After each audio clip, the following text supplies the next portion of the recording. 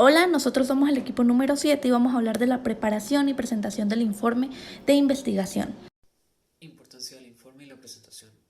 El informe y su presentación son parte relevante del proyecto de investigación de mercados, por cuatro principales razones. La primera es que son productos tangibles del esfuerzo de la investigación. Esto quiere decir que después de concluir el proyecto y tomar las decisiones, queda poca evidencia documental. Por eso el informe sirve como un registro histórico del proyecto. El segundo punto es que las decisiones administrativas están guiadas por el informe y su presentación.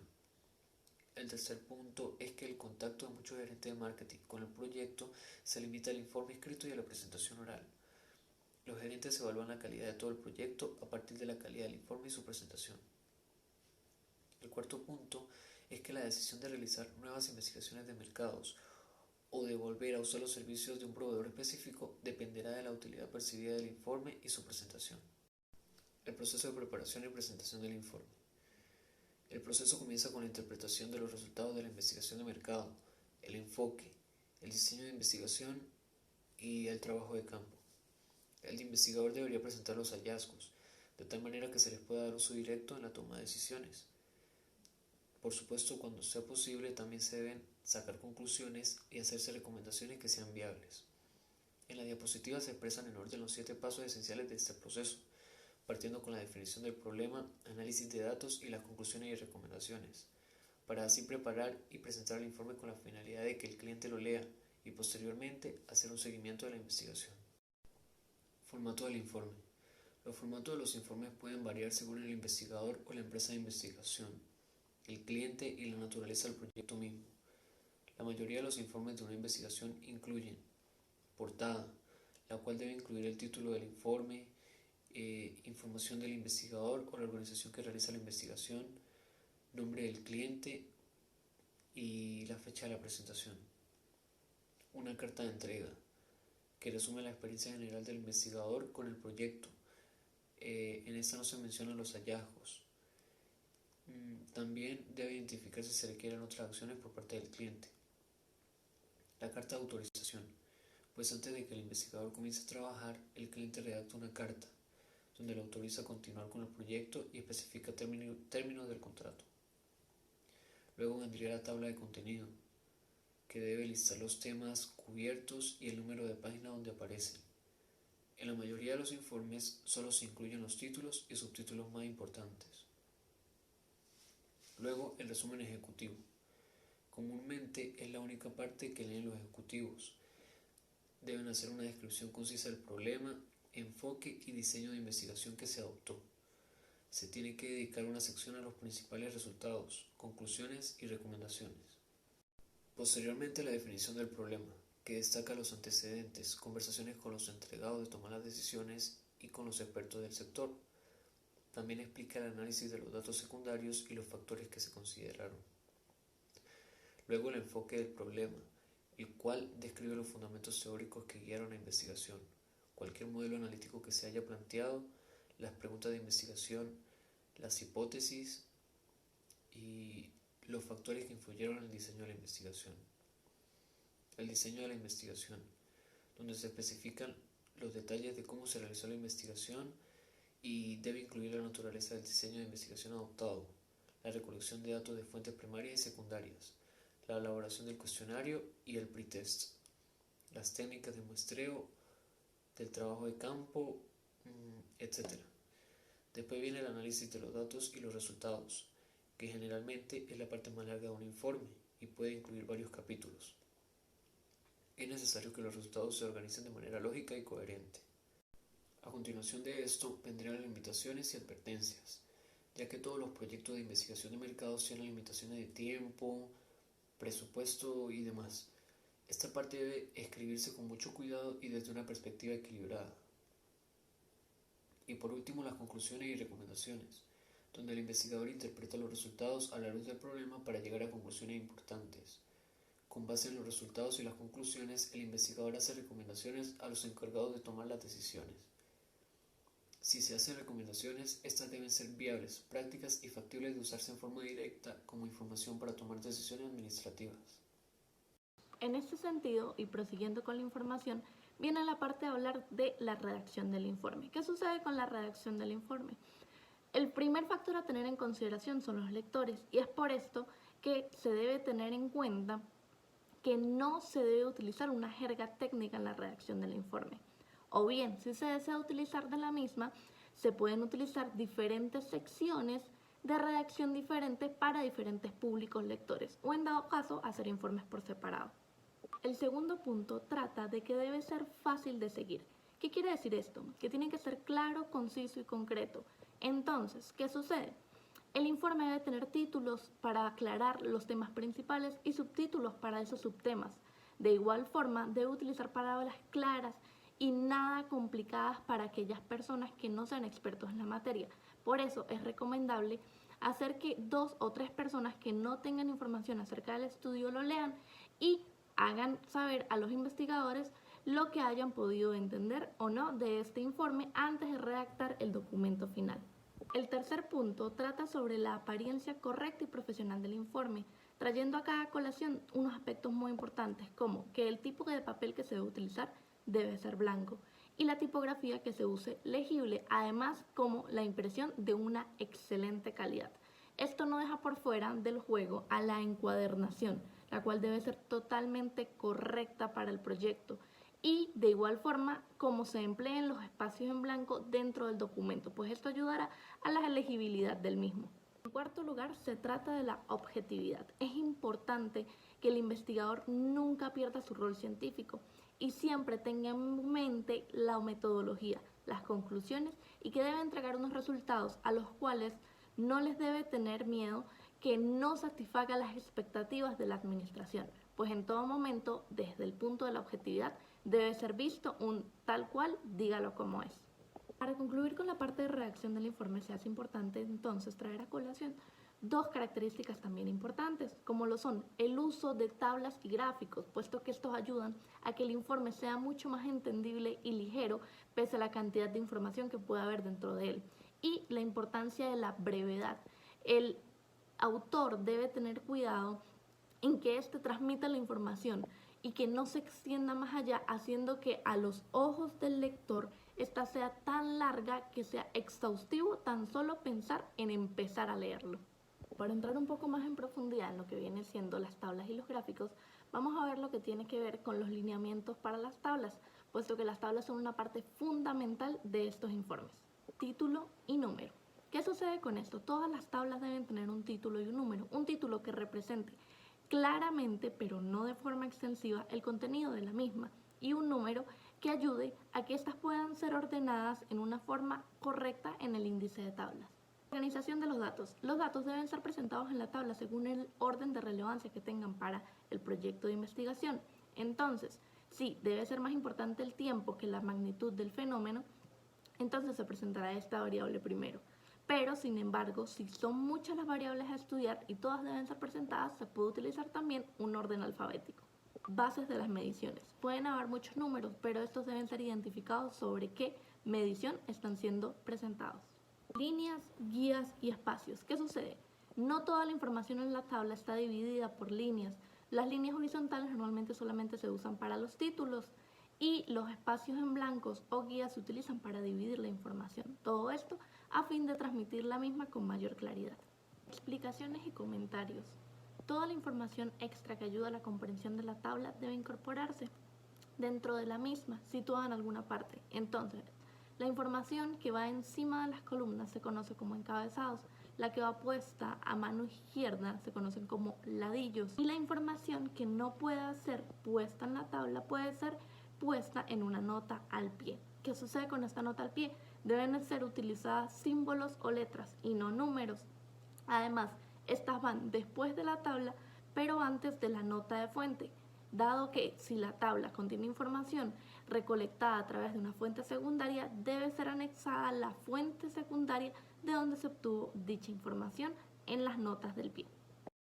En el siguiente ejemplo se puede ver cómo el número 1A hace referencia al número de la tabla, mientras que el 1B al título claro.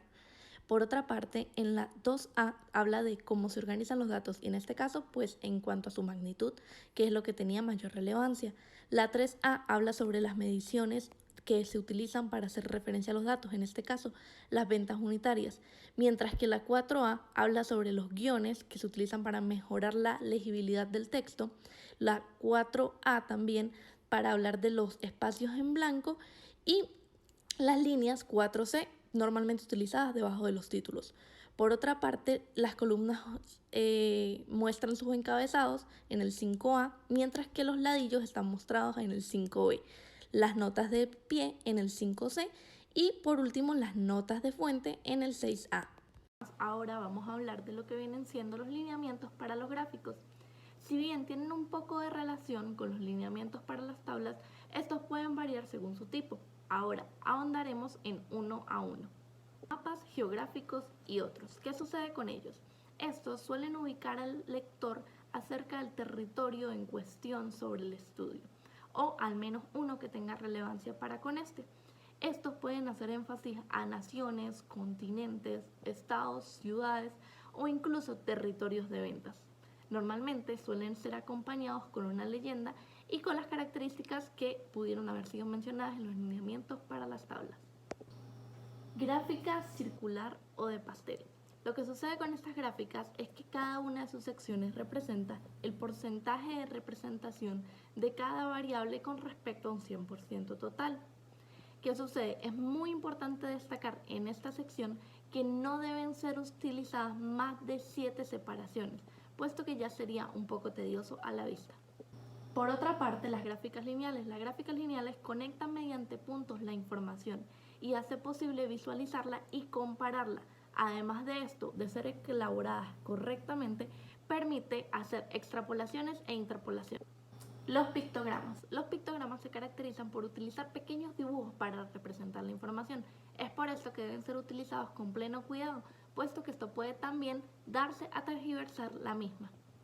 Histograma y gráficos de barras. Las gráficas de barras pueden ser utilizadas de forma horizontal o de forma vertical.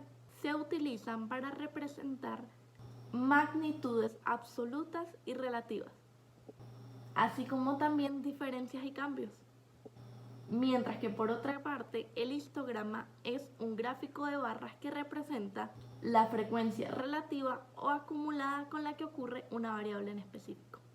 Y por último, pero no menos importante en esta sección, los esquemas o diagramas de flujos, los cuales son empleados de forma muy útil para representar procesos en sí. Vamos a hablar acerca de la distribución del informe. El informe de la investigación debe distribuirse entre el personal adecuado de la organización cliente para la que se está trabajando, ya sea de manera impresa, física o de manera digital. Cabe destacar que la difusión web tiene sus ventajas, entre ellas está que puede incluirse cualquier tipo de material multimedia con el que el informe se pueda apoyar y bueno, una vez la información se encuentra dentro de lo que conocemos como la nube o el internet, siempre va a permanecer ahí y va a estar al alcance para el momento en el que sea requerida. Presentación oral del informe. El proyecto de investigación de mercados debe presentarse por completo de manera oral ante la gerencia de la empresa cliente. La clave para una buena presentación es una buena preparación. Es por eso que es necesario preparar un guión escrito o un bosquejo que siga la misma estructura del informe,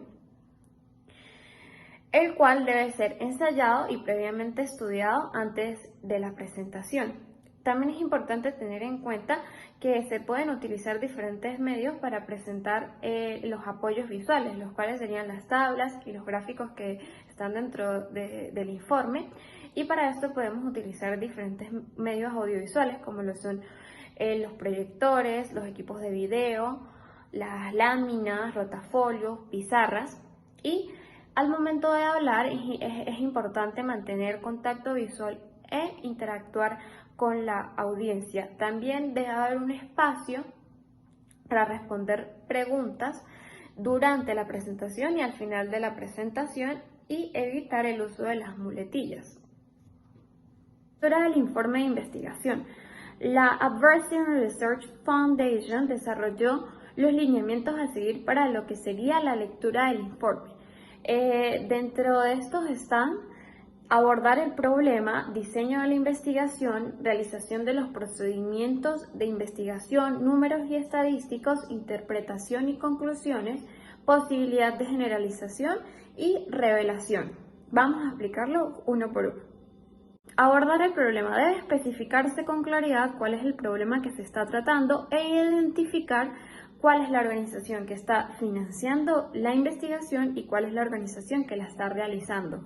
Diseño de la investigación. Debe hacerse una descripción clara del diseño de la investigación, en el que no se pueden utilizar términos o terminología tan técnica, puesto que si el lector no logra entender el procedimiento del diseño de investigación, la falla será del investigador. Realización de los procedimientos de la investigación. Se debe dar especial atención a la manera en la que se realizarán los procedimientos dentro de la investigación, así como tener en cuenta a que el personal que trabaja dentro del proyecto tiene que estar bien calificado y capacitado para trabajar en el mismo. Números estadísticos. El lector tiene que examinar con mucho cuidado los números y estadísticas presentadas en las tablas y gráficas. Interpretación y conclusiones. Los hallazgos deben informarse de manera objetiva y honesta, y hay que saber diferenciar entre la interpretación que se le puede dar a los resultados a el resultado o el hallazgo en sí. Cualquier suposición que se haga sobre ellos tiene que ser señalada y especificada dentro del informe. Posibilidad de generalización. Es responsabilidad del investigador ofrecer información concerniente a la posibilidad de generalizar los hallazgos. Es decir, por ejemplo, el informe debe indicar la población meta a la que se aplicarán los resultados y los factores que limitan la posibilidad de generalizarlos, como lo son la naturaleza y la representatividad de la muestra. Revelación. Se tiene que revisar si el informe indica una revelación honesta y completa de los procedimientos y los resultados de la investigación. El lector debe sentir la necesidad de solicitar cualquier información que no esté contenida en el informe. Seguimiento de la investigación. La tarea no termina solamente en la presentación oral. El investigador debe ayudar y guiar al cliente a entender y poner en práctica los resultados y los hallazgos de la investigación, así como darle seguimiento y evaluar todo el proyecto. Ayudar al cliente. Luego de que el cliente ha leído el informe, podrá tener preguntas y quizás no entienda algunas partes, por lo que es importante que el investigador le brinde su ayuda. A veces, a partir de los resultados, el investigador contribuye a llevar estos hallazgos a la práctica. Y una razón para el seguimiento del cliente es pensar en proyectos o investigaciones futuras. Por ejemplo, el investigador y el cliente podrían llegar al acuerdo de volver a hacer el estudio dentro de un periodo de tiempo, por ejemplo, 2 años. Evaluación del proyecto de investigación. Aunque la investigación de mercados es científico, también implica creatividad, intuición y pericia, y el investigador debería hacer una constante evaluación crítica de todo el proyecto para obtener nuevas ideas y conocimiento a partir de lo que ya ha redactado. Y para esto se hace la pregunta clave: ¿es este proyecto o pudo este proyecto haberse realizado de manera más eficaz o eficiente? Y a partir de esta pregunta clave se generarán preguntas más específicas. Las ideas obtenidas de dicha evaluación beneficiarán al investigador en proyectos futuros. La ética en la investigación de mercados. La preparación y presentación del informe implican muchas dificultades relacionadas con la integridad de la investigación. Dentro de estos problemas se encuentran la definición del problema para adaptarlo teniendo intereses ocultos. Comprometer el diseño de la investigación, hacer un uso erróneo deliberado de estadísticos o datos, hacer una mala interpretación de los resultados y ocultar información. Es por esto que el investigador debe tomar estos problemas o tener en cuenta estos problemas y resolverlos antes de presentar el informe, puesto que la difusión de estos resultados tiene que ser honesta, precisa y completa. La construcción de informes descriptivos para la presentación y análisis de los resultados de nuestras investigaciones es un proceso que debe nutrirse de muchas fuentes. SPSS es una de ellas, pues además de permitir un procesamiento ágil y sencillo de los datos, nos ofrece varias opciones para que exportemos resultados y los integremos en otras plataformas. En lo que respecta al ejemplo, podríamos suponer que nuestro informe habla sobre la práctica de actividades artísticas por parte de los habitantes de una ciudad X. La información primaria va a estar presente en los siguientes gráficos y tablas que construimos previamente. Entonces, podemos copiar la imagen y pegarla en el documento, o podemos exportarla también como un archivo de Excel para hacer modificaciones estéticas en este programa. También podríamos exportar las tablas dinámicas y generar las gráficas en otra plataforma que nos ofrezca más posibilidades en términos de estética o manejo de datos. Además de integrar SPSS con otras plataformas desde el manejo de las tablas y los gráficos, es importante que complementemos nuestro análisis utilizando fuentes secundarias como informes estadísticos más amplios o artículos de investigación que se relacionen con nuestro tema de interés. Esto contextualiza y complejiza nuestros datos, a la vez que nos permite desarrollar un ejercicio de análisis mucho más confiable.